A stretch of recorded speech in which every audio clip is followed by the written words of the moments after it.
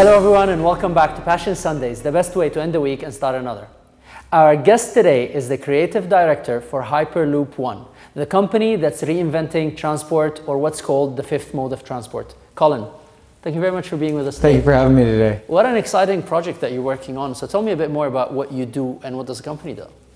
So I'm the creative director for Hyperloop One, and I also run our operations here on the ground in Dubai and across the Gulf. Hyperloop is the fifth mode of transport, as you said. We're developing a way for people to get from point A to point B in minutes instead of hours, and trying to give you time back that you've lost to traffic, congestion, and waiting. We basically use a tube in which we suck out the air of the tube, so it's very similar to flying at about 160,000 feet. We use an electric motor to drive the pod. We use a vacuum to suck out all of the air. And most importantly, it's a form of packetized travel. So instead of sending one train with 300 people on it, we send 30 pods with 10 people on each one directly to their destination. So you never wait for others to arrive. You never have to stop along the way. It's always you go when you want to go. And our biggest thing at Hyperloop is, a lot of people say it's about the journey. We believe it's about the destination. That's interesting, because usually we say it's about the journey, not about the destination. For you, it's about the destination.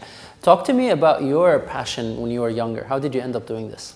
So I actually came from the art and design world, and I was brought into Hyperloop to help define what the visual language for the company was going to be, but also kind of help develop what is the passenger experience? What are people going to feel like when they go through this? And for me, physical experience is everything. I've never had any social media, so I've kind of been a voyeur into that world. And I've always said, my experiences come from the physical and the physical interactions that we're having right now versus if we were having a Skype call. And so I think they really saw that as an important aspect to developing what Hyperloop was going to be, because when you have no precedent for what you've done before, you can really start from the passenger experience, which is the single most important thing to us. How would you see the journey of you pursuing your passion when you were younger convert into what you're doing today? Yeah. Well, I can say I never would have thought I'd be sitting here today doing this when I was younger, because I'm not an engineer. And when I looked at Hyperloop early on, I said, well, I'm not an engineer, I don't have a place for that. And when I started to understand what my strengths were and what my passions were, I said, no, I can do this, I can be a part of this, because they need what I have to give.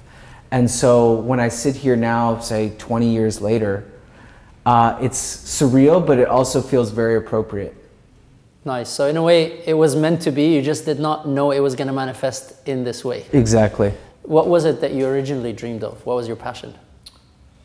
I was originally wanted to be, my biggest thing was being part of something greater than myself. Okay. And so I worked in the art world for a long time and helping to produce artist careers and installations, and really impacting a large group of people is what really got me off. And I moved then into design, interior design, and creating spaces and physical human experience was really interesting to me. And now it's a kind of culmination of all of those.